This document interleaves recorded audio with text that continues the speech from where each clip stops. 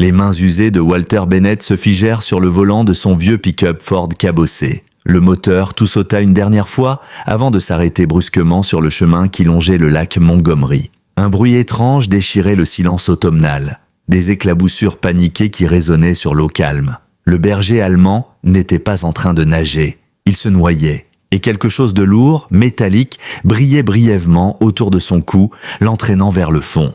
À quelques mètres, Mildred Hayes lâcha brutalement ses sacs de course, laissant des pommes rouges rouler jusqu'à la rive. Sa voix brisée par ses 72 ans et la panique hurla un appel au secours qui fendit l'air figé d'octobre. Walter, le cœur battant, tenta d'ouvrir sa portière avec des doigts tordus par l'arthrose. Ses réflexes de mineur, gravés par 40 années sous terre, lui hurlaient de bouger, de plonger, d'agir.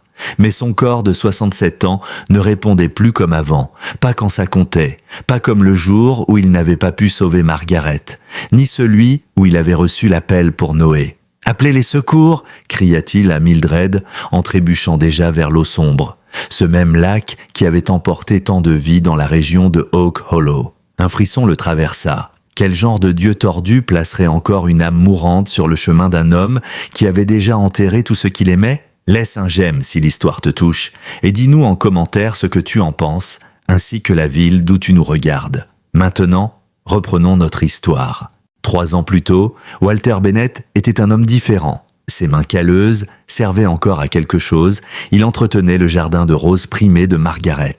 Son rire résonnait encore dans la cuisine chaque fois que Noah appelait depuis sa base militaire dans le Colorado. La vieille ferme de 2 étages, perchée sur 15 hectares juste à la sortie d'Oak Hollow, regorgeait de sons. Margaret fredonnant pendant qu'elle faisait des conserves, les bottes de Noah cognant sur le vieux plancher lors de ses visites surprises, et la voix de Walter lisant les nouvelles du matin à sa femme adorée, avec qui il avait partagé 38 ans de vie. Puis le cancer avait emporté Margaret au printemps 2021. Elle s'était éteinte dans le jardin parmi les jonquilles qu'elle avait plantées au début de leur mariage.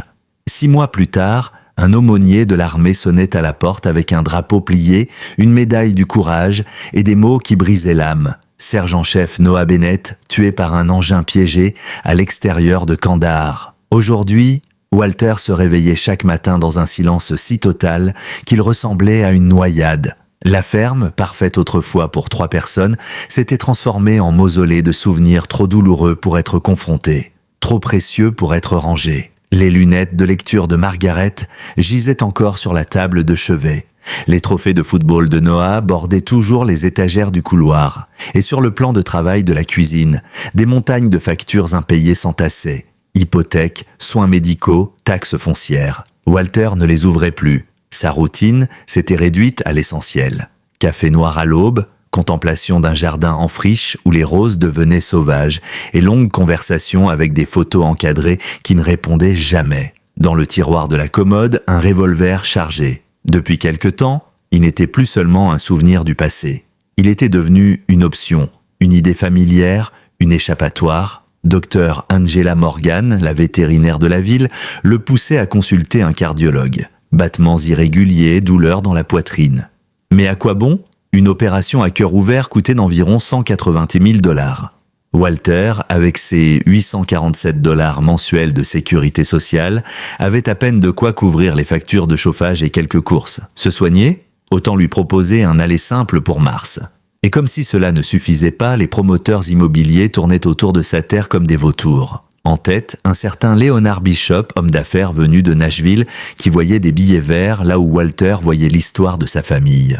Le dernier offre d'achat, 50 000 $ pour un terrain qui en valait 4 fois plus, gisait dans la poubelle de la cuisine. Mais une mise en saisie prévue le mois prochain transformait même cette insulte en lueur de salut. Oak Hollow, comme Walter, s'effritait. Ancienne ville minière, elle abritait désormais une population vieillissante, 60% des 3200 habitants ayant plus de 65 ans. Des gens qui, comme lui, survivaient plus qu'ils ne vivaient. Les enfants étaient partis depuis longtemps. Restait une ville de souvenirs, de pharmacies pleines et de maisons vides. Et c'est là, au bord du lac Montgomery, que Walter vit ce chien en détresse. Il ne pouvait s'en détourner. C'était comme se voir lui-même pris dans des eaux trop profondes. Il entra dans l'eau glaciale malgré la douleur de ses genoux abîmés. Chaque pas envoyait une onde de feu le long de sa colonne vertébrale. Son cœur cognait contre sa cage thoracique. Le chien luttait encore, mais faiblement. Sa tête massive disparaissait par moments sous l'eau. Un collier épais militaire semblait accroché à une racine immergée, agissant comme une ancre. Walter approcha. « Doucement, mon gars, doucement », dit-il d'une voix rauque, tendant la main. Le chien, un berger allemand imposant, avait les yeux écarquillés par la peur. Ses pattes battaient encore l'eau avec énergie, mais la fatigue gagnait. Walter sentit son propre souffle se raccourcir. Ses bras tremblaient en tentant de dégager le collier. Ses doigts engourdis s'accrochaient à la sangle détrempée. Le cuir portait une plaque en laiton presque illisible. Duke, unité K9, propriété de l'armée américaine. Le reste était effacé par la boue. Il réussit enfin à libérer le chien. Mais à cet instant, Duke s'effondra dans ses bras, comme vidé de toute force.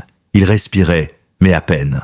Walter sentit une panique familière le gagner, celle de l'impuissance, celle qu'il avait connue dans les derniers instants de Margaret, au téléphone quand la voix tremblante lui avait annoncé la mort de Nosé. « Pas cette fois », souffla-t-il entre ses dents, resserrant ses bras autour du corps lourd et inerte du chien. Il nagea, ou plutôt se laissa dériver, vers la rive, traînant Duke avec lui. Mildred les attendait, trempée jusqu'aux genoux, l'eau glaciale mordant sa peau flétrie, mais déterminée à aider. Ils traînèrent le chien sur le rivage, où il resta allongé, tremblant, l'air vide. Walter, se fiant à de vieux souvenirs d'un cours de secourisme suivi quand Noah avait 10 ans, commença des compressions thoraciques. Il comptait à haute voix, pas pour le chien, pour lui, pour garder le contrôle. « Allez, soldat, ne lâche pas maintenant !» 30 secondes plus tard, Duke se raidit. Un filet d'eau s'échappa de sa gueule, il toussa, respira. Ses yeux s'ouvrirent lentement, et il regarda Walter, longuement, intensément, comme s'il essayait de le reconnaître. Puis soudain, ses membres tremblèrent. Pas à cause du froid, mais de peur. Il se leva d'un bond, désorienté, les oreilles plaquées, et tenta de fuir vers les arbres. Walter le suivit doucement, en parlant bas, comme il l'avait fait pour Noé après ses cauchemars d'enfant. « C'est fini maintenant, Duke. Personne ne te fera de mal ici. » À l'évocation de son nom, le chien s'arrêta net, se retourna et le fixa. 20 minutes plus tard, la vétérinaire locale, Dr Angela Morgan, arriva en toute hâte, ses phares balayant la rive du lac comme une scène de crime. Elle trouva Walter assis en tailleur dans l'herbe humide, les jambes tremblantes, enveloppant Duke dans une vieille couverture militaire sortie de son pick-up. Le chien, encore mouillé jusqu'aux os, ne bronchait pas, les yeux mi-clos, épuisé mais conscient. Angela, une femme de 45 ans, mère célibataire et vétérinaire unique d'Oak Hollow depuis plus de 15 ans, se figea un instant en voyant la scène. Un vieux mineur au bord de l'effondrement, un chien au passé trouble, un moment figé dans une tendresse silencieuse.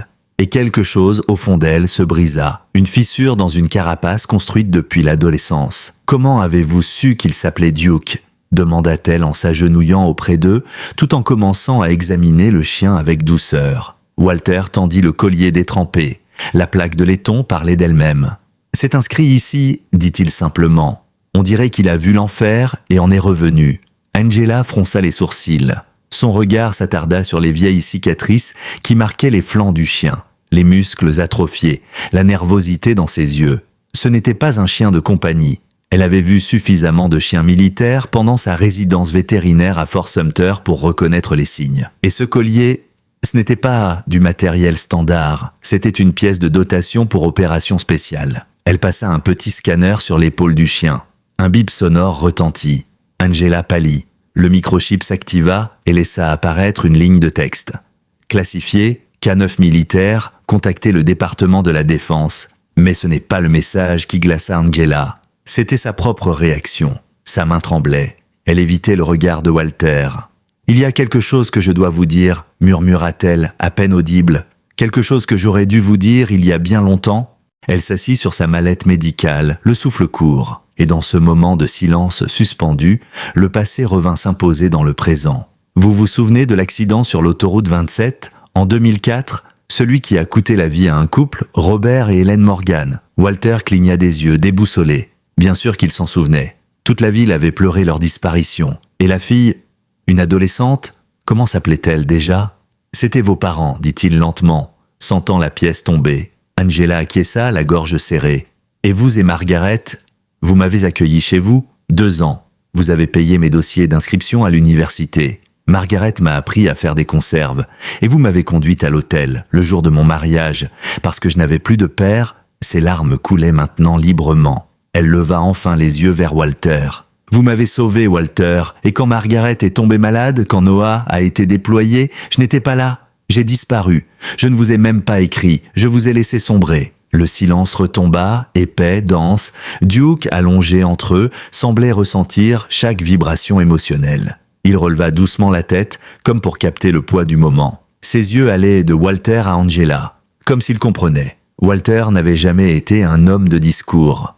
Mais les souvenirs déferlèrent. Angela, adolescente silencieuse à la table de la cuisine, Margaret lui peignant les cheveux, l'encourageant à croire en elle, et puis les lettres de félicitations pour son diplôme vétérinaire à Clemson.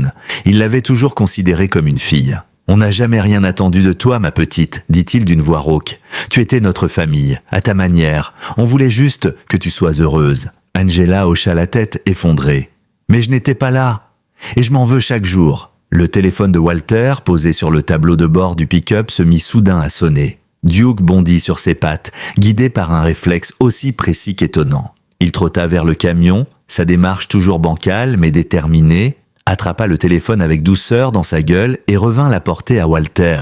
Angela, bouche bée, regarda la scène comme une apparition. Comment il sait faire ça ? Walter, surpris lui aussi, n'eut pas le temps de répondre. Il décrocha. C'était le shérif local, Tom Bradley. « Walter, t'as pas idée de ce que tu viens de repêcher dans ce lac ?» lança la voix grave du shérif. « Ce chien, j'ai fait remonter son dossier par un contact au Pentagone. Il ne s'agit pas de n'importe quel chien militaire. Il avait un maître, un soldat déployé en Afghanistan. Le maître est mort il y a 6 mois, et Duke devait être transféré à la famille du défunt. » Un frisson glacial parcourut l'échine de Walter. 6 mois. Exactement le temps écoulé depuis la mort de Noah. Quel était le nom du maître, demanda-t-il, même si une part de lui connaissait déjà la réponse. Le shérif hésita. C'est classifié, Walter, je ne peux pas te le dire. Mais je peux t'assurer que l'adresse de destination prévue pour le chien, c'était la tienne. Quelqu'un a mal fait son boulot et le chien a disparu dans la nature. Il est porté disparu depuis 3 mois. Le téléphone glissa des mains de Walter. Angela le rattrapa de justesse. Son visage était devenu livide. Duke, comme s'il comprenait que tout venait de basculer, se rapprocha de Walter et posa lentement sa tête sur les genoux du vieil homme, le même geste que Noah faisait petit quand il avait peur la nuit.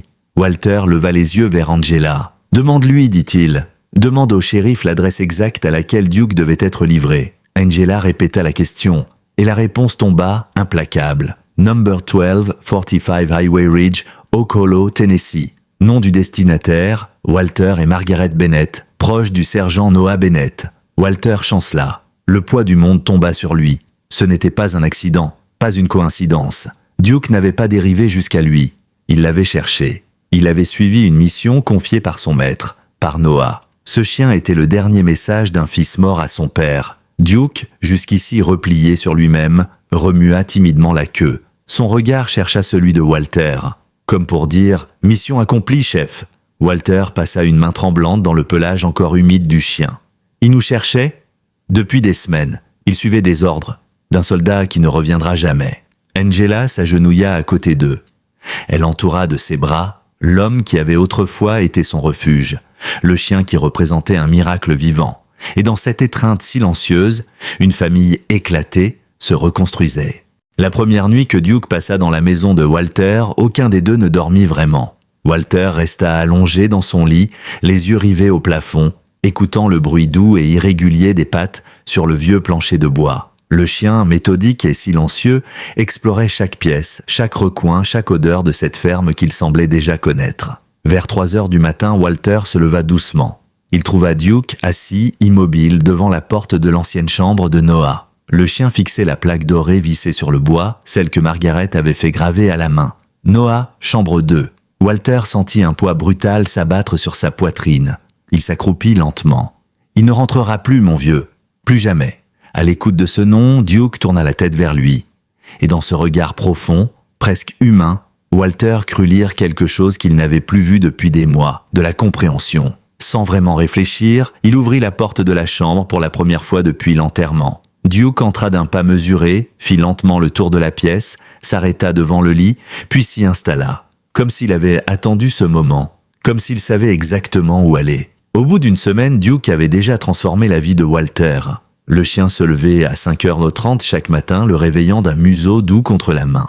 Il attendait patiemment que Walter prenne ses médicaments, l'accompagnait jusqu'à la cuisine pour le café noir et restait à ses côtés pendant les longues minutes de silence devant la fenêtre du jardin. Il comprenait tout. Quand Walter se penchait trop vite et que sa respiration s'accélérait, Duke se rapprochait immédiatement. Quand la douleur au torse revenait, le chien posait doucement une patte sur sa cuisse, comme pour l'ancrer, le ramener à la réalité.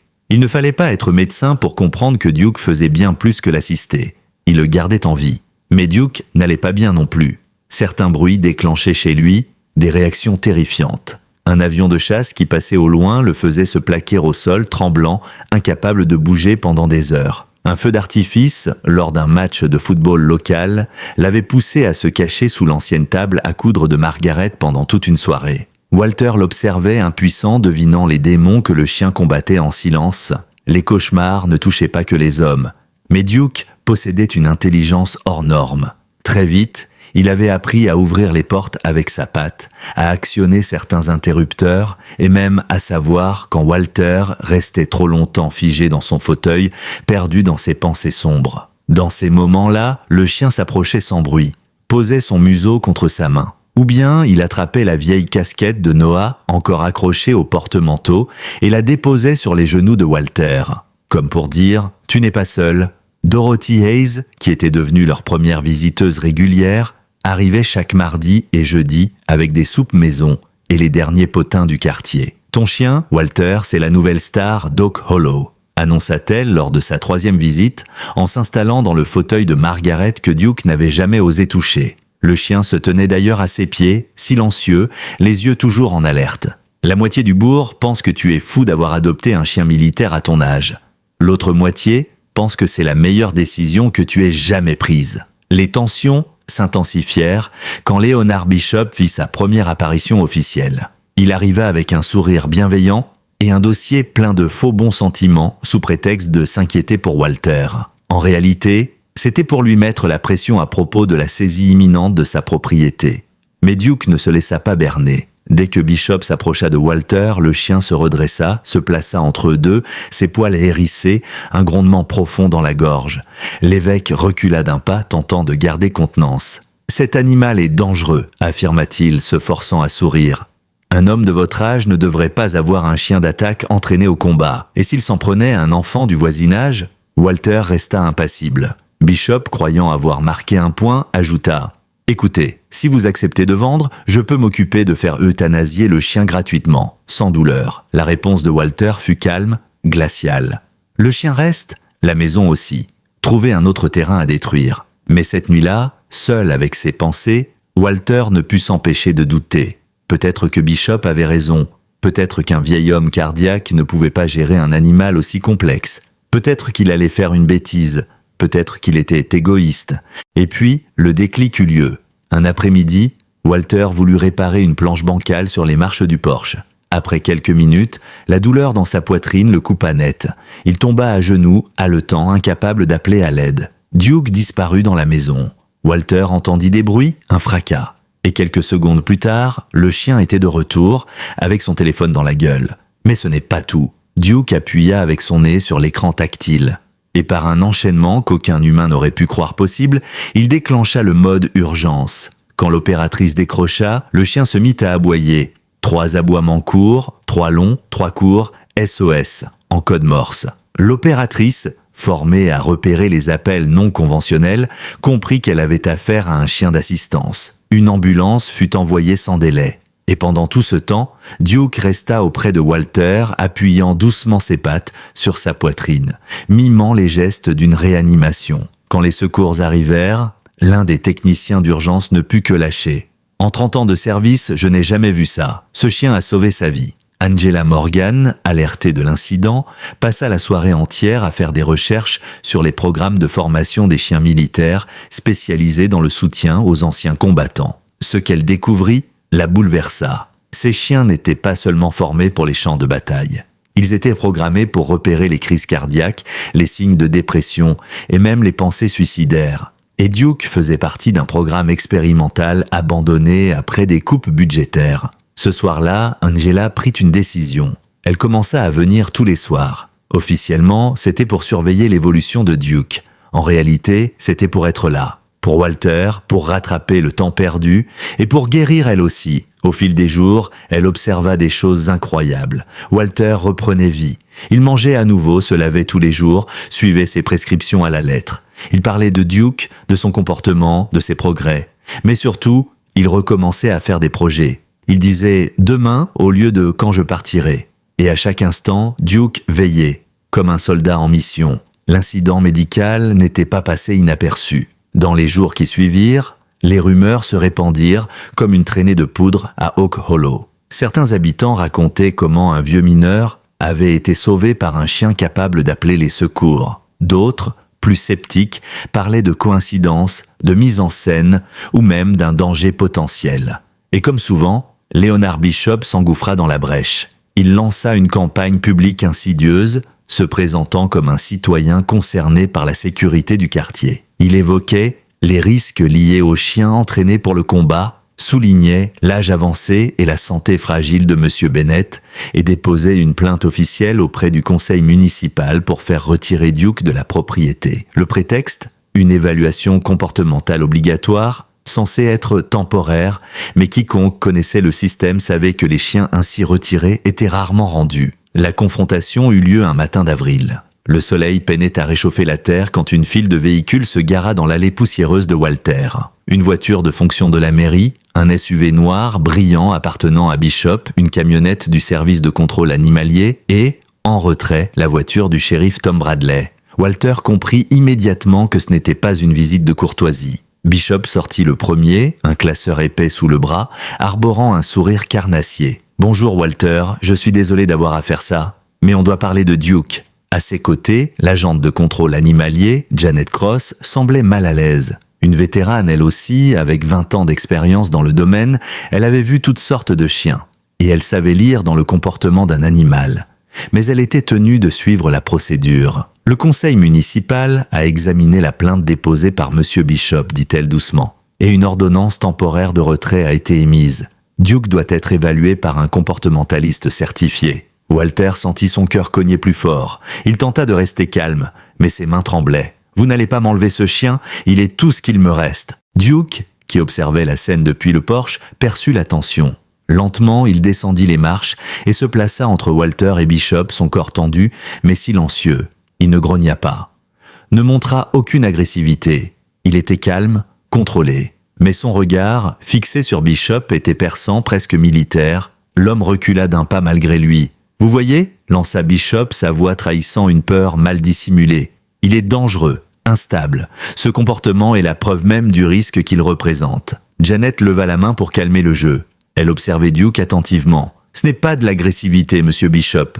C'est de la protection. Et c'est une nuance importante. Mais je dois tout de même appliquer l'ordre. » Walter ouvrit la bouche, prêt à supplier. Mais avant qu'un mot ne sorte, Duke réagit. D'un bond soudain, il se mit à courir. Non pas vers Bishop, mais vers l'arrière de la maison, vers le vieux jardin de Margaret. « Duke !» appela Walter, pris de panique. Tous le suivirent, déboussolés. Et ce qu'ils virent les cloua sur place. Duke grattait furieusement la terre au pied d'un vieil érable, les pattes fouillant le sol avec une précision et une urgence terrifiantes. La terre volait, les feuilles mortes s'envolaient sous ses griffes, et bientôt, un objet métallique apparut. Un conteneur militaire étanche de la taille d'une boîte à chaussures, scellé par des verrous à combinaison. Il portait les marquages officiels du département de la Défense. « Qu'est-ce que c'est que ça ?» grogna Bishop, le visage pâle.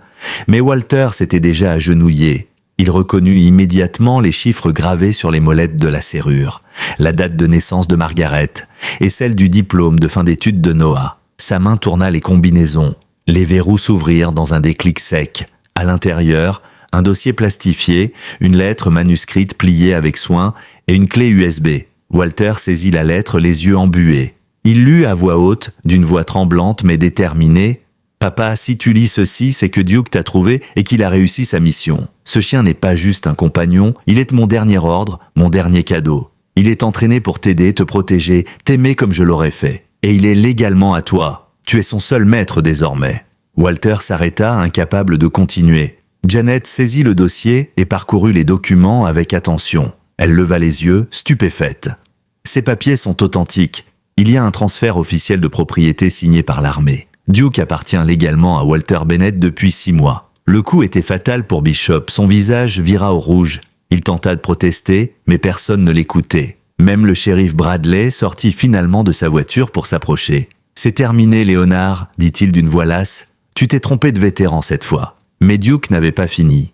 Il se tourna calmement vers le SUV noir et, sous les yeux médusés des témoins, entreprit de désactiver les 4 pneus un par un. Il mordit, arracha, perça avec une précision chirurgicale.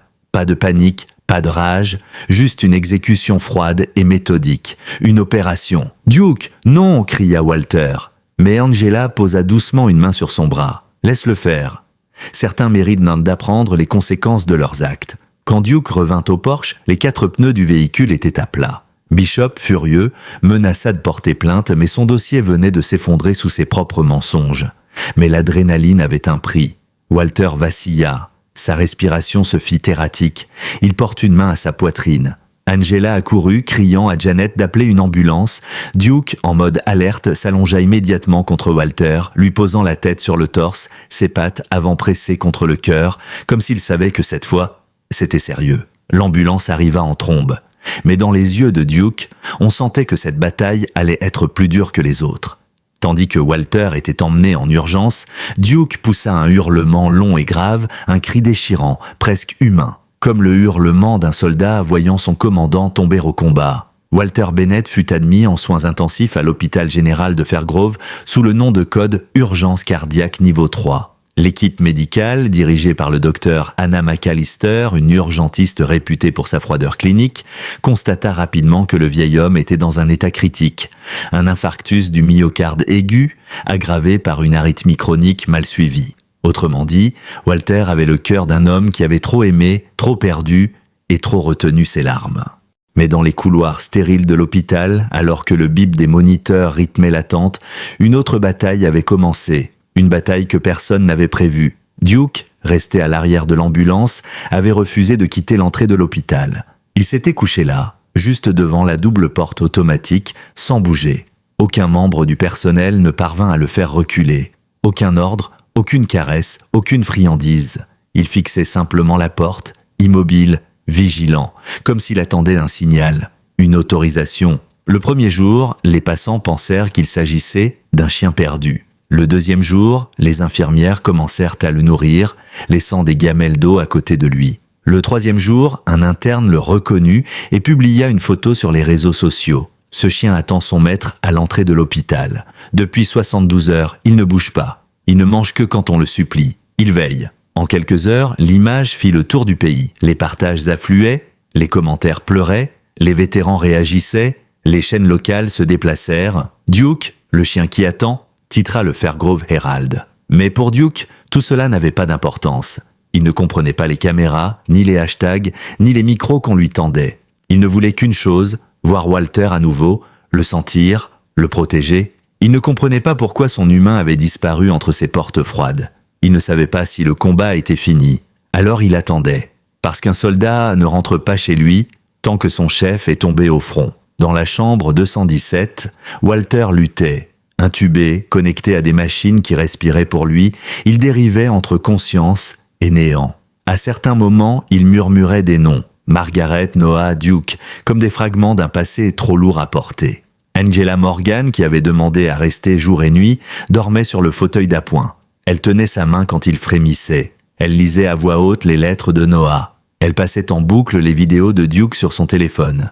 Et dans ses yeux, on sentait une prière muette. « Reviens, Walter, tu n'as pas le droit de partir maintenant. » Pendant ce temps, quelque chose de plus vaste se préparait. Un mouvement. Les anciens frères d'armes de Walter commencèrent à arriver à Oak Hollow.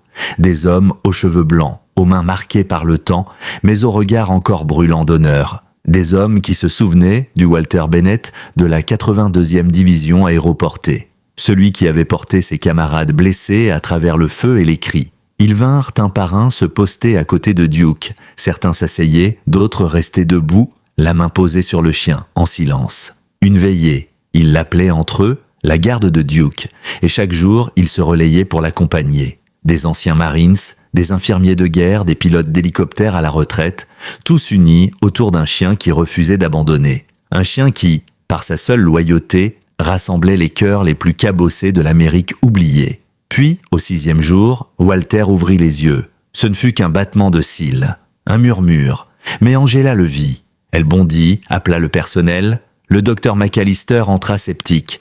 Il est sorti de coma, mais c'est fragile, il a besoin d'un stimulus fort, quelque chose d'ancré, de familier. Angela savait exactement ce qu'il lui fallait, mais les règlements étaient clairs. Aucun animal n'était autorisé dans l'unité des soins intensifs. Elle se heurta à l'administration, au directeur médical, aux avocats de l'hôpital. Mais c'est le docteur McAllister, celle que tout le monde croyait sans cœur, qui changea la donne. Elle s'avança devant le comité et posa simplement ces mots. « Cet homme ne tiendra pas sans ce chien.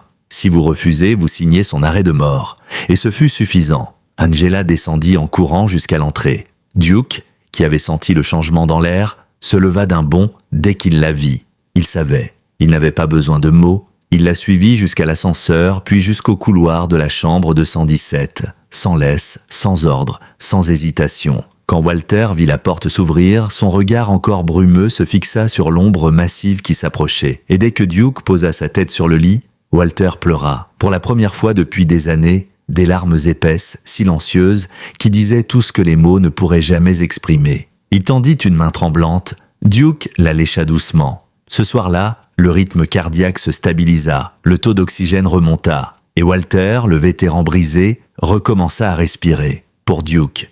Pour ce lien indestructible qu'aucun formulaire, aucun règlement, aucune douleur ne pouvait briser. La sortie de Walter Bennett de l'hôpital se fit sous les crépitements des caméras et les acclamations d'une foule inattendue. Personne, ni lui, ni Duke, n'aurait pu anticiper ce qui les attendait à leur retour. En l'espace d'une semaine, leur histoire avait bouleversé le pays. Le vieil homme et son chien silencieux étaient devenus le symbole d'un espoir que beaucoup croyaient éteint. Celui d'une loyauté inébranlable, d'un lien indestructible entre l'homme et l'animal, mais surtout d'un rappel que personne ne devrait être oublié. Une trentaine de vétérans étaient venus des 4 coins du pays pour l'accueillir. Certains marchaient avec des cannes, d'autres portaient encore les vestes fatiguées de leurs unités, ornées d'écussons délavés. Une petite fille, visiblement émue, tenait une pancarte en carton sur laquelle on pouvait lire « Merci Duke d'avoir sauvé Monsieur Walter ». À côté d'elle, sa mère versait discrètement une larme. Walter, affaibli mais debout, appuyé sur Duke comme sur une béquille vivante, fut escorté jusqu'à une voiture aménagée offerte par une association de vétérans. Une surprise de plus. Le véhicule avait été entièrement modifié pour ses besoins médicaux. Et sur la portière, on pouvait lire en lettres discrètes « Opération Loyal Guardian » en l'honneur de Noah Bennett. Ce fut à cet instant que Walter comprit que quelque chose avait changé à jamais. Lorsqu'il revint dans sa vieille maison à Oak Hollow, tout avait été nettoyé, repeint, réparé. Angela Morgan, avec l'aide des anciens de la communauté, avait orchestré une rénovation totale. Un lit médical avait été installé au rez-de-chaussée, un monte-escalier fixé et un coin avait été aménagé spécialement pour Duke avec un matelas orthopédique, des jouets et une inscription gravée sur une plaque de bois. Poste de garde, agent Duke, en service actif. Le soir même, Walter s'effondra dans son fauteuil en cuir, celui que Margaret adorait tant. Il caressa lentement Duke qui s'était roulé à ses pieds. Il resta longtemps silencieux, puis murmura « Je croyais que le monde m'avait oublié. Je croyais que j'étais trop vieux, trop inutile. Mais tu m'as ramené à la vie, vieux garçon. Et tu l'as fait à ta manière, méthodique, silencieuse, mais implacable, comme un vrai soldat. » Mais à quelques kilomètres de là, dans un bureau feutré au store fermé, Leonard Bishop lisait les dernières nouvelles sur sa tablette, les lèvres serrées. Le récit du sauvetage, la vidéo de Duke dans la chambre 217, les vétérans qui s'organisaient pour soutenir Walter, cela n'était pas juste un revers, c'était une humiliation nationale. Il avait tenté de faire passer Walter pour un homme sénile, inapte à vivre avec un chien comme Duke. Et maintenant, toute l'Amérique célébrait ce duo comme un miracle moderne. Alors il décida de passer à l'étape suivante. Il engagea discrètement un cabinet d'avocats privés, Griffin et Blake, spécialisés dans les litiges liés à la responsabilité animale. Il ne comptait plus simplement faire retirer Duke, il voulait l'attaquer en justice, prouver que ce chien représentait un danger pour la communauté, utiliser chaque précédent légal, chaque zone grise. Il savait qu'il ne pouvait pas gagner devant l'opinion publique. Mais la loi, elle était froide, elle n'avait pas de cœur, et surtout, il disposait d'une pièce que personne ne connaissait. Une vidéo vieille, de 2 ans, récupérée dans les archives d'un ancien centre militaire de dressage canin. Elle montrait Duke en situation de simulation extrême, réagissant violemment à une explosion, sautant sur un mannequin avec une agressivité terrifiante. Le genre d'image qu'un jury pourrait facilement mal interpréter. Pendant ce temps, à Oak Hollow, Walter reprenait doucement des forces. Il marchait à nouveau, lentement, appuyé sur sa canne d'un côté, Duke de l'autre. Il recommençait à écrire, à lire, à jardiner. Angela venait chaque matin lui préparer du café, lui lisait les lettres qu'il recevait, des centaines, puis des milliers, des anciens combattants, des veuves de guerre, des enfants, des maîtres chiens, des anonymes. Tous remerciaient Duke. Tous disaient « Vous m'avez redonné foi en l'humanité ». Un matin, Angela lui lut une lettre venue d'une prison du Kansas. Un ancien soldat incarcéré pour vol à main armée. Il avait vu la vidéo de Duke et pleuré. Il écrivait « Je pensais que j'étais irrécupérable. Mais voir ce chien refuser d'abandonner son maître m'a fait comprendre que je pouvais changer.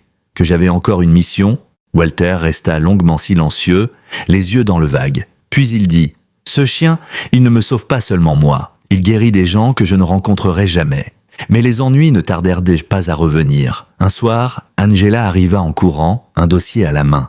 Elle était pâle. « Walter, ils viennent d'ouvrir une procédure judiciaire contre toi. Leonard Bishop, il t'attaque pour mise en danger de la communauté avec un animal à risque. » Walter sourit tristement. « Il ne s'est pas abandonné, hein? Il a de l'argent, des avocats et... Regarde ça !» Elle lui montra une capture d'écran de la vidéo que Bishop comptait utiliser. L'image figeait Duke, les crocs dehors, sautant vers un mannequin explosé, une image hors contexte, une image manipulable. Walter posa sa main sur la tête de Duke, qui le regardait calmement. « Tu vois ça, mon garçon? Ils vont vouloir t'abattre une seconde fois. Mais cette fois, je serai là.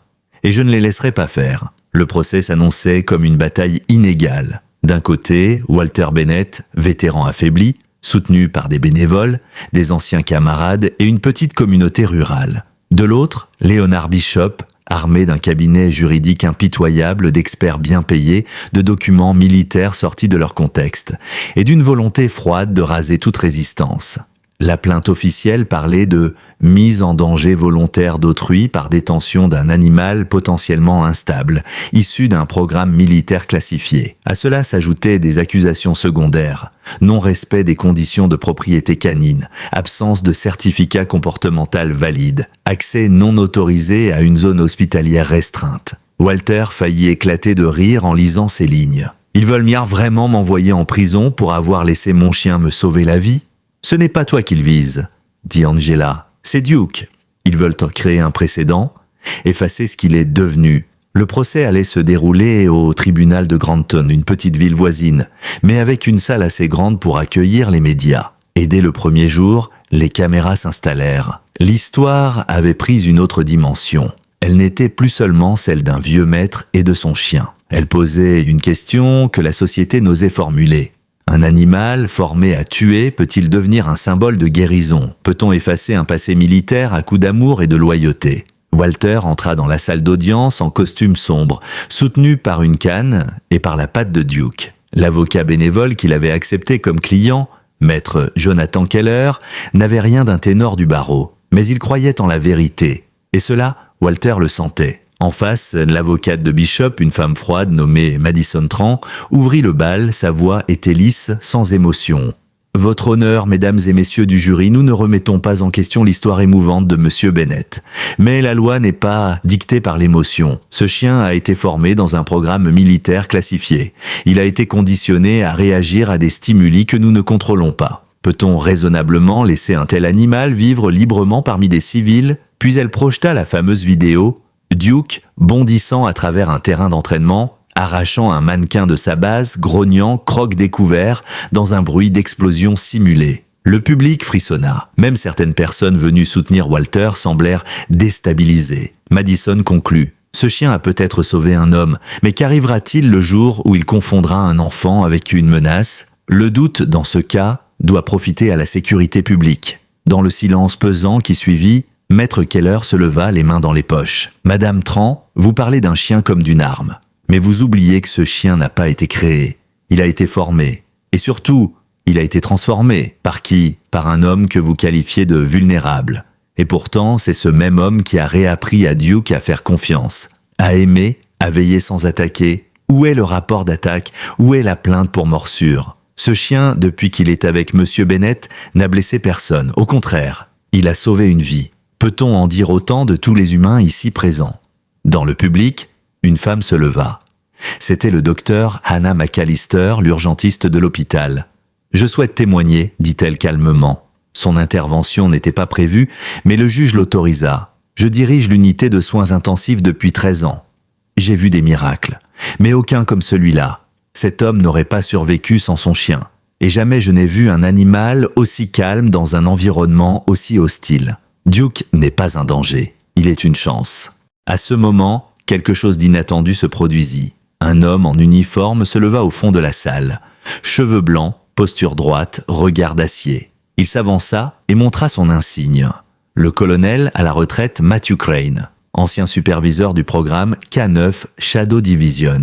Je suis celui qui a formé Duke.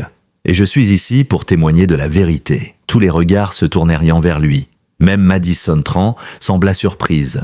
Duke a été désigné comme chien à rôle d'exception. Il n'a pas été conditionné à tuer. Il a été sélectionné pour son intelligence, sa résistance au stress et sa capacité d'attachement. Il n'a jamais attaqué un humain hors protocole, il n'a jamais été classé dangereux.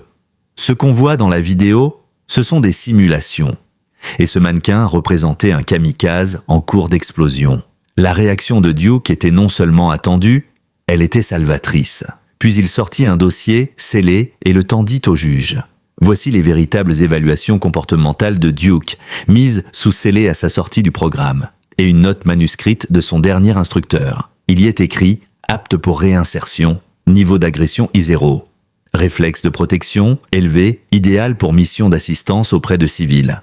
Un silence tomba sur la salle. Le juge ouvrit le dossier. L'expression de son visage se modifia lentement. L'audience fut suspendue pour examen. À la sortie, Walter serra la main du colonel. « Pourquoi venir maintenant ?»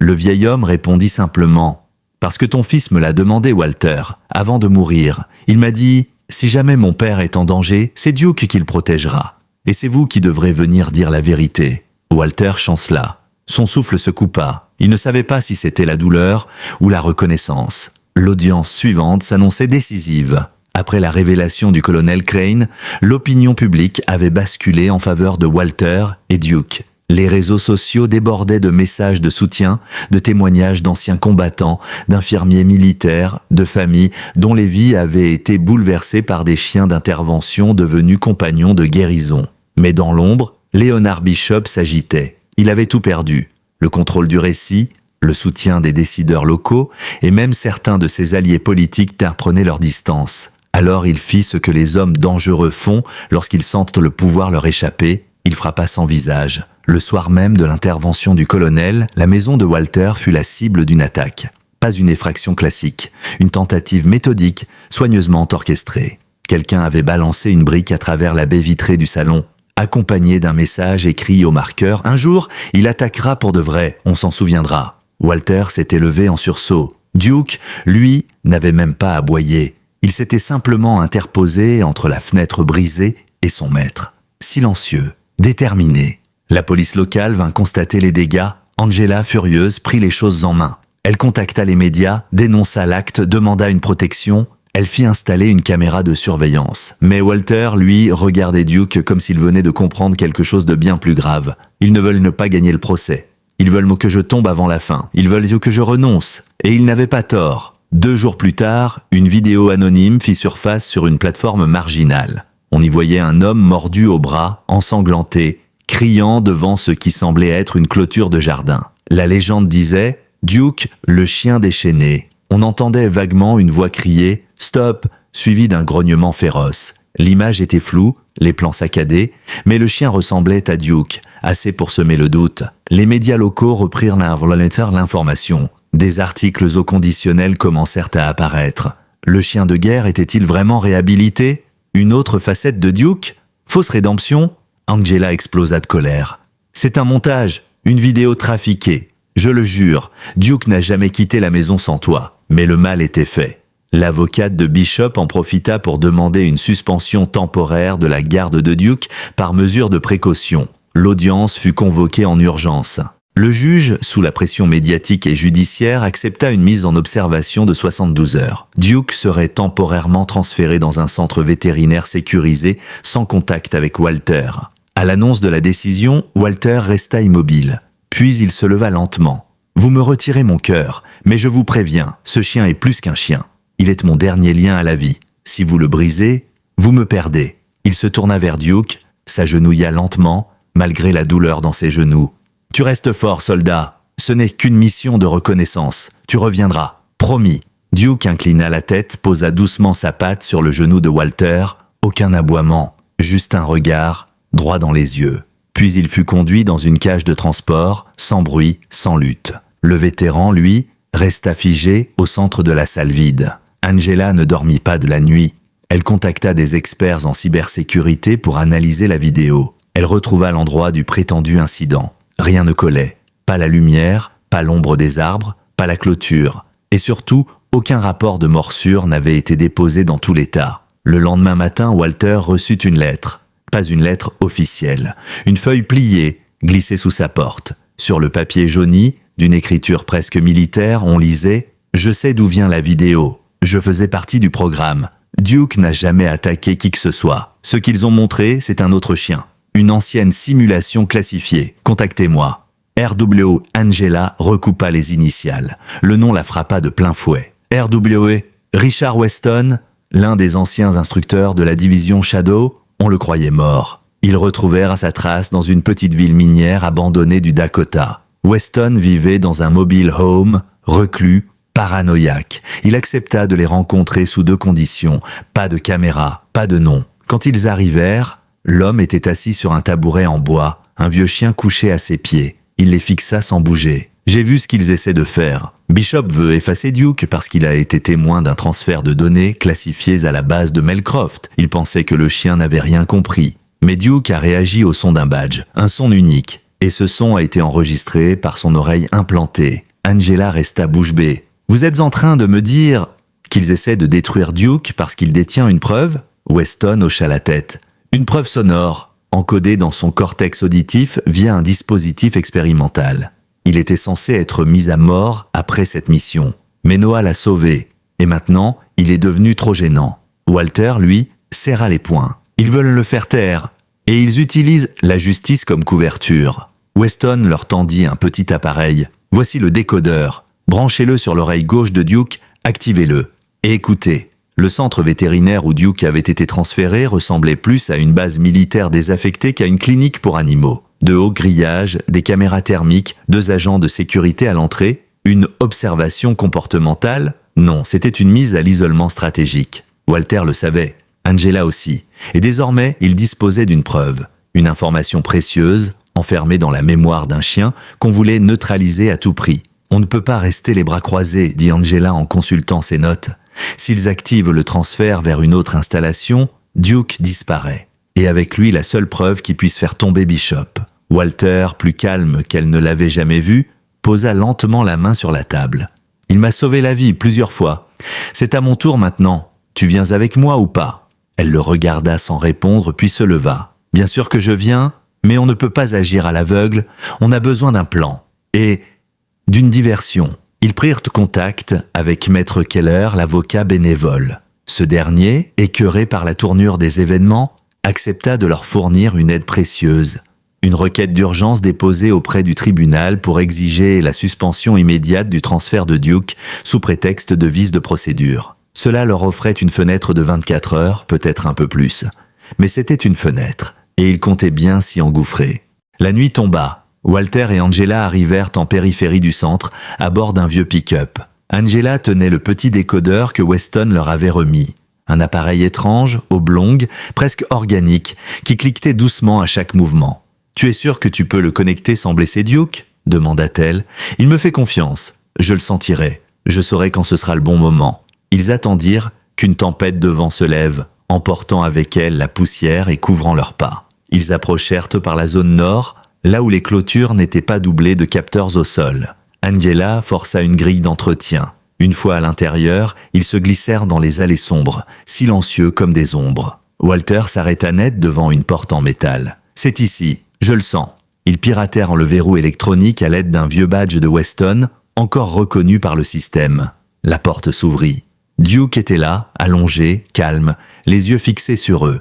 Il ne bougea pas, ne grogna pas. Il les avait attendus. Walter s'agenouilla, son souffle court. « Salut mon garçon, on a du travail ?» Il sortit le décodeur, approcha doucement l'appareil de l'oreille gauche du chien. Duke cligna des yeux, mais ne recula pas. L'appareil émit une lumière verte, puis un signal sonore presque imperceptible. Puis une voix mécanique, brouillée mais indéniablement humaine. Transfert opérationnel autorisé, code Delta Echo Foxtrot, récepteur, agent Bishop, lancement de l'exfiltration via drone à 23h49, hangar 3, cible à neutraliser, Duke 17, statut actif, mémoire audio non effacée. Angela recula d'un pas abasourdie. Mon Dieu, c'est une preuve directe. Il a ordonné l'élimination de Duke, et il laisse nommer. C'est sa voix, Walter.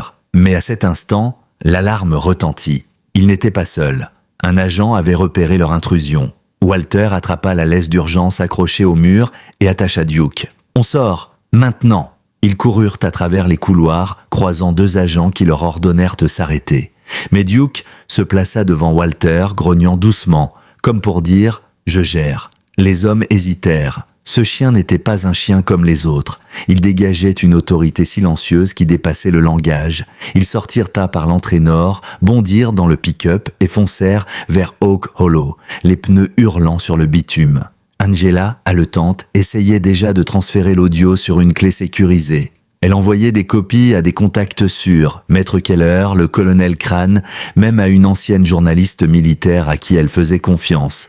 Walter, lui, gardait les yeux sur la route. « Tu penses qu'on est hors de danger ?» « Non, répondit Angela. On vient de frapper un nid de guêpes, mais cette fois, on a l'antidote. » Le lendemain matin, la vidéo de l'enregistrement fit le tour du pays.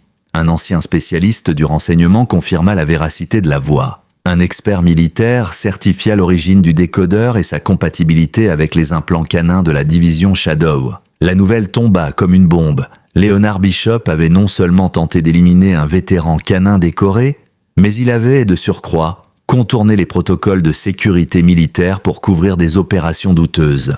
L'onde de choc fut immédiate. L'évêque fut convoqué pour interrogatoire par une commission spéciale. L'audience contre Walter fut suspendue, et le gouverneur de l'État demanda personnellement à rencontrer le chien qui avait survécu à l'oubli. Mais au cœur de ce chaos politique, Walter ne pensait qu'à une chose, rentrer à la maison, avec Duke, en paix. Le retour à Oak Hollow se fit dans un silence presque sacré. Pas un mot n'était nécessaire entre Walter, Angela et Duke. Le pick-up roula lentement à travers les collines rousses, les champs poussiéreux, les maisons en bois qui semblaient retenir leur souffle au passage du vieux vétéran et de son chien. Les habitants étaient sortis. Certains applaudirent de doucement, d'autres posèrent la main sur leur cœur. Il n'y avait plus de doute désormais. Duke n'était plus un chien dangereux. Il était un héros. Et Walter, son gardien, son frère d'armes, son dernier bastion contre l'oubli. Angela s'installa quelques jours chez Walter, officiellement pour l'aider à se rétablir. Mais la vérité, c'est qu'elle ne voulait pas le laisser seul. Quelque chose dans sa voix, dans sa posture, dans son regard, avait changé depuis l'exfiltration. Il semblait plus léger, mais aussi plus loin. Une nuit, elle le trouva sur le porche, assis dans son vieux fauteuil, une couverture sur les genoux, Duke couché à ses pieds. « Tu ne dors pas ?» demanda-t-elle doucement. « Je dors assez. Et puis, je ne veux pas fermer les yeux quand chaque seconde compte. » Angela s'assit à côté de lui. Il sortit de sa poche une enveloppe scellée. « Tu veux bien me promettre quelque chose ? Bien sûr. Si un jour je ne me réveille pas, tu remettras cette lettre à l'homme dont le nom est écrit dessus. Il s'appelle Elijah Carter, c'est mon petit-fils. Il ne m'a jamais connu. Mon fils, le père de Duke, est mort avant de pouvoir lui parler de moi. Mais je veux qu'il sache, qu'il comprenne. Et surtout, qu'il prenne soin de Duke. Il est si jeune, il aura besoin d'un guide. Et Duke aura besoin d'un nouveau cœur à protéger. Angela serra les dents. Elle sentit les larmes lui monter, mais elle hocha la tête. Je te le promets. Le lendemain matin, Walter se leva tôt. Il prépara des pancakes, il fit du café, il sortit sa vieille chemise kaki, celle qu'il portait le jour où il avait ramené Duke à la maison pour la première fois. Puis, il emmena Duke marcher autour du lac. C'était une journée claire, sans vent. Le genre de matin où la lumière semble flotter dans l'air comme un souvenir. Ils s'assirent au bord de l'eau. Walter sortit une photo de son portefeuille. Une photo en noir et blanc, lui, plus jeune, avec Noah, son fils, et un Duke tout juste adolescent entre eux deux. « On a fait du bon boulot, hein, mon vieux ?» dit-il en caressant la tête de Duke. « T'as tenu ta promesse, t'as veillé sur moi quand je voulais tout lâcher. T'as tenu bon. Et maintenant, c'est à moi de te rendre l'appareil. » Le chien leva les yeux vers lui, comme s'il comprenait chaque mot. Ce soir-là, Walter écrivit une lettre. Pas celle pour Elijah, une autre. Une lettre qu'il adressa à Duke lui-même. « Mon frère, tu m'as ramené à la vie quand plus rien n'avait de sens. Tu m'as appris que même les blessures de guerre peuvent devenir des cicatrices d'amour. Je ne te dis pas adieu, je te transmets seulement la suite de la mission. Il y a un garçon quelque part qui va avoir besoin de toi plus que moi. Il s'appelle Ellie, il porte mon sang, mais il portera ton cœur. Reste libre, reste loyal, reste vivant. Walter. » 2 jours plus tard, Walter ne se réveilla pas. Il s'était endormi paisiblement dans son fauteuil, Duke couché contre ses jambes. Angela le trouva à l'aube. Elle n'appela pas tout de suite les secours. Elle s'assit à côté de lui prit la main et resta là, en silence, jusqu'à ce que le soleil se lève. Duke ne bougea pas pendant tout ce temps. Puis, lorsque les ambulanciers vinrent enfin, il se leva, fit un tour autour du fauteuil et vint poser sa tête contre la main inerte de Walter une dernière fois. La nouvelle de la mort de Walter Carter bouleversa Oak Hollow. Des dizaines de personnes vinrent aux funérailles. Des vétérans, des enfants, des médecins, des inconnus venus de tout le pays. L'église était pleine à craquer. Sur le cercueil, on posa une médaille militaire, un foulard usé et une plaque gravée. À celui qui a réhabilité l'oublié. À celui qui a aimé un chien plus que lui-même. Mais le moment le plus marquant fut lorsque Duke, en silence, traversa l'allée centrale de l'église et s'assit à côté du cercueil. Il resta là tout au long de la cérémonie, immobile, en deuil. Après l'enterrement, Angela ouvrit l'enveloppe destinée à Elijah. Elle contenait une lettre, une photo et une adresse, celle d'un petit appartement à Boston. Elle hésita, puis prit la route. Elijah Carter avait 17 ans. Il vivait seul avec sa mère dans un petit appartement de Boston, coincé entre 2 lignes de métro et une supérette ouverte 24 heures sur 24. Il ne connaissait rien de son grand-père, pas même son prénom.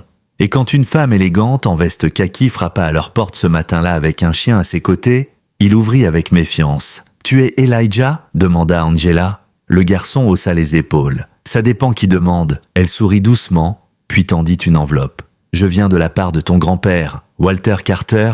Il est décédé il y a 1 semaine, et il m'a demandé de te remettre ça. » Elijah recula légèrement. Il ne répondit pas. Sa mère, Rachel, apparut derrière lui, visiblement surprise. « Walter, c'est une blague? Il ne nous a jamais contactés. Il a coupé les ponts il y a plus de 20 ans. » Angela acquiesça doucement. « C'est vrai. Mais il n'a jamais cessé de penser à vous, et à son petit-fils. Il m'a parlé de vous avec tant de regret. Il voulait faire les choses bien, même tardivement. » Elijah prit l'enveloppe sans un mot, la déchira sans ménagement, et lut. Il lut longtemps. Puis il releva les yeux vers Duke. « C'est lui, le chien, celui dont il parle dans la lettre ?» Angela hocha la tête. « Il a été soldat, puis gardien, puis ami. Walter voulait qu'il vive avec toi maintenant, s'il t'accepte. » Elijah se tourna vers le chien. Duke le fixait, impassible, mais sans hostilité. Il s'approcha lentement, s'accroupit, tendit une main. « Salut mon vieux, moi c'est Elijah. Je sais pas si t'as envie de rester ici, mais je crois que t'as pas trop le choix non plus. » Duke cligna des yeux. Puis à la surprise générale, il s'approcha et posa doucement sa tête contre la poitrine du garçon. Angela sentit sa gorge se nouer. C'était comme si un passage invisible venait de s'ouvrir entre les générations. Comme si Duke reconnaissait quelque chose en Elijah, ou quelqu'un. Les premières semaines furent étranges. Elijah n'avait jamais eu de chien. Il ne comprenait pas pourquoi Duke grognait quand quelqu'un sonnait à la porte, ni pourquoi il s'asseyait toujours face à lui quand il faisait ses devoirs, comme une sentinelle. Mais peu à peu, une routine s'installa. Ils sortirent ensemble. Ils prirent l'habitude de marcher au bord de la rivière. Elijah se mit même à lui parler. Pas de truc important, juste parler. « Tu crois qu'il m'aurait aimé, mon grand-père » demanda-t-il un jour. Duke répondit à sa manière, en s'approchant, en posant sa patte sur la cuisse du garçon, en restant là. Rachel, de son côté, observait la transformation silencieuse de son fils. Moins de crise, moins de colère rentrée, moins d'insomnie. Ce chien faisait du bien à Elijah, un bien qu'elle n'aurait jamais pu offrir seule. Mais un soir, en rentrant du lycée, Elijah trouva une boîte posée sur son lit. Une boîte en métal, dessus, une étiquette « Pour Elijah, à ouvrir quand tu seras prêt ». Il attendit 3 jours avant de l'ouvrir. À l'intérieur, il trouva des carnets, les carnets de Walter, des récits de mission, des pensées, des cauchemars, mais surtout des souvenirs de Duke, des pages entières décrivant comment ce chien l'avait sauvé, comment il avait été brisé, puis reconstruit, comment Walter avait vu en lui non pas un animal, mais un miroir. Et à la fin de l'un des carnets, un court passage, « S'il lit ceci, alors je suis déjà parti. Et toi, Elijah, tu es en train de devenir un homme, tu n'as pas à marcher dans mes pas, tu dois tracer les tiens. Mais si tu trouves en Duke une force, une raison de croire en toi, alors tu comprendras.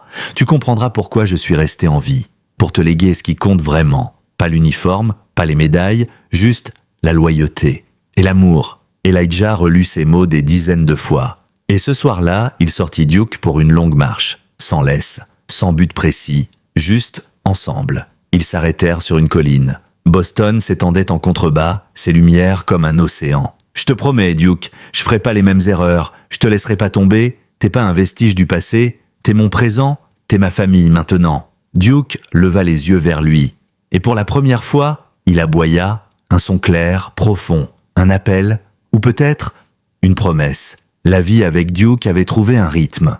Elijah, désormais en terminale, s'était découvert une vocation inattendue. Il s'était inscrit à un programme de médiation canine dans une école spécialisée, apprenant à utiliser le calme naturel de Duke pour apaiser des enfants en difficulté. Le chien, d'abord réservé, semblait revivre. Ses réactions devenaient plus douces, ses nuits plus paisibles. Et Elijah, malgré son jeune âge, s'était construit une identité. Il n'était plus juste le garçon sans père ou le petit-fils du soldat inconnu. Il était le gardien d'un legs, le prolongement vivant d'un homme qu'il n'avait jamais connu, mais qui lui avait tout transmis. Puis un jour, une lettre arriva par voie postale. Une enveloppe blanche sans adresse de retour, à l'intérieur, une simple feuille dactylographiée sans signature. Le programme Shadow n'est pas mort. Le chien que tu protèges est la dernière pièce d'un puzzle qui dérange encore des hommes puissants. Quelqu'un va venir, bientôt. Elijah montra immédiatement la lettre à sa mère. Rachel pâlit. Elle appela Angela, qui prit le premier train depuis Oak Hollow. « Tu penses que c'est une menace réelle ?» demanda Elijah. Angela prit la lettre, l'étudia attentivement. « C'est un avertissement, un de ceux qu'on n'ignore pas. Et s'il est exact, alors Walter n'a jamais tout dit, pas même à moi. » Elle se rendit dans la chambre de Walter que Rachel avait méticuleusement conservée. Un vieux meuble en bois, un coffre verrouillé et, sous une latte du plancher, un compartiment caché. Angela le découvrit presque par accident. À l'intérieur, elle trouva une clé USB, protégée par un étui étanche. Elle la brancha immédiatement à son ordinateur portable. Ce qu'elle découvrit lui glaça le sang. Des enregistrements confidentiels, des vidéos d'entraînement de Duke, bien plus anciennes que ce qu'elle connaissait, une liste de noms, des transcriptions de missions, mais surtout un fichier audio, une confession. C'était Walter, sa voix plus jeune, plus nerveuse. « Si vous entendez ça, c'est que le passé m'a rattrapé. Il y a eu des opérations non officielles, des missions qui n'auraient jamais dû exister. Duke n'était pas qu'un chien. Il a été modifié, conditionné, pas par moi, par eux. J'ai découvert la vérité trop tard, mais je l'ai sauvé. Et depuis ce, je le protège. Si vous le gardez à vos côtés, sachez ceci, il peut se déclencher. Il y a un mot, une phrase, je ne l'ai jamais prononcé, mais d'autres pourraient. Si c'est le cas, éloignez-vous, protégez-le.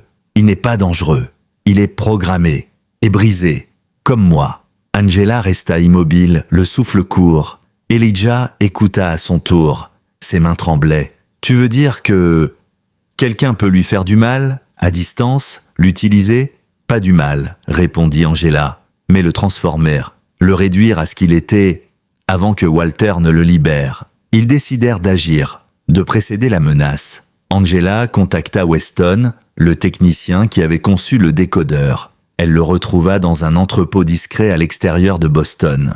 Weston avait changé. Barbe longue, regard fatigué, mais une loyauté intacte envers Walter. « Je savais que ce jour viendrait, dit-il. Walter m'avait confié un module.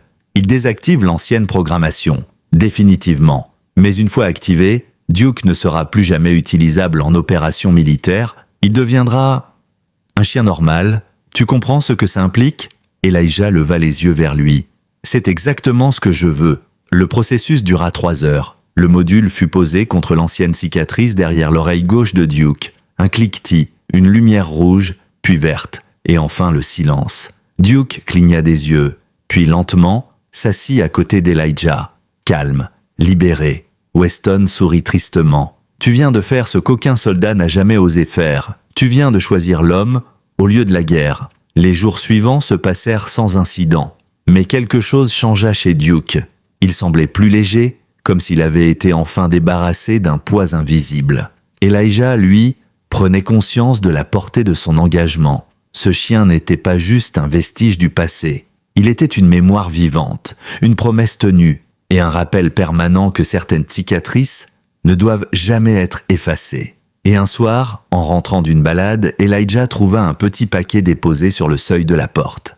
À l'intérieur, un collier neuf, gravé simplement « Duke, protecteur, famille, libre ». Le printemps revint doucement à Boston. Les arbres bourgeonnaient à nouveau, les journées s'étiraient, et dans les parcs, Duke trottinait librement aux côtés d'Elijah. Son pas était un peu plus lent, ses poils autour du museau un peu plus blancs, mais dans ses yeux brillait une tranquillité nouvelle, une paix qu'il n'avait jamais connue, même au plus fort de sa jeunesse, une paix méritée. Elijah, lui, avait pris sa décision. Il avait refusé une bourse universitaire prestigieuse pour rester dans la région. Il voulait suivre une formation de médiateur canin à temps plein, puis créer un centre d'accueil pour vétérans et enfants en crise.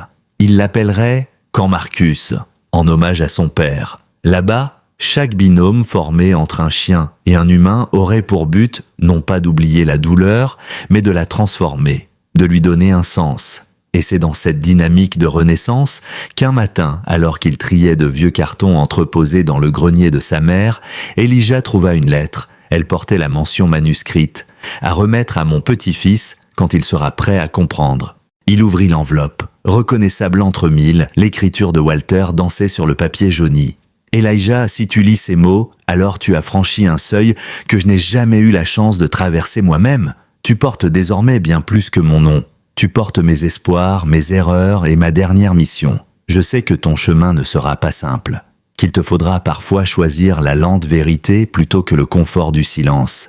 Mais regarde Duke, regarde ce qu'il est devenu contre toute attente, contre toute programmation. Il a choisi la loyauté, il a choisi l'amour, il m'a offert le courage que je croyais perdu. Si tu continues à l'aimer, si tu continues à marcher à ses côtés, alors tu n'auras jamais à te demander ce que je penserai de toi. Je t'aime petit, même si je n'ai jamais pu te le dire en face. Je t'aime de ce genre d'amour qu'on n'apprend pas dans l'armée, mais qu'on ressent profondément quand on comprend enfin ce que veut dire être libre. Reste debout, même quand le monde vacille. Walter.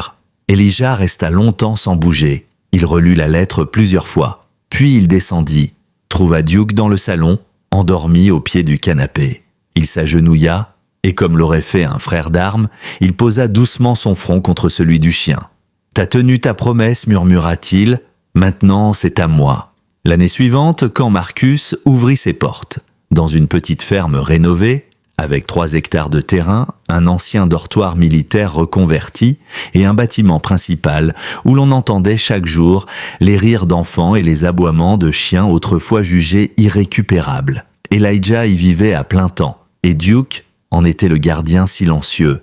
Pas une mascotte, pas une relique, une âme vivante, présente, aimante. Des vétérans y trouvèrent une seconde chance. Des adolescents sortis de foyers brisés y retrouvèrent un regard bienveillant. Chaque personne qui franchissait le portail était accueillie par une citation gravée dans le bois, au-dessus de l'entrée. « Ce que tu soignes, te soigne en retour. » Duke finit ces jours-là, paisiblement, couché à l'ombre d'un grand chêne. Il s'endormit un après-midi d'été au son d'un gamin qui riait en lançant une balle. Elijah l'enterra sous l'arbre, là où la lumière filtrait entre les feuilles. Une plaque fut posée, Duke, soldat, frère, guérisseur. Tu n'étais pas brisé, tu étais l'arme la plus humaine que ce monde ait connue. Les années passèrent. Elijah continua de grandir, de transmettre. Il devint ce que Walter n'avait jamais osé être de son vivant. Un père, un guide, un bâtisseur d'avenir. Et chaque fois qu'un nouveau chien franchissait les portes du camp, apeuré, tremblant, perdu, Elijah murmurait doucement, en posant une main sur son flanc, « Tu n'es pas seul. Ici, on se reconstruit ensemble. »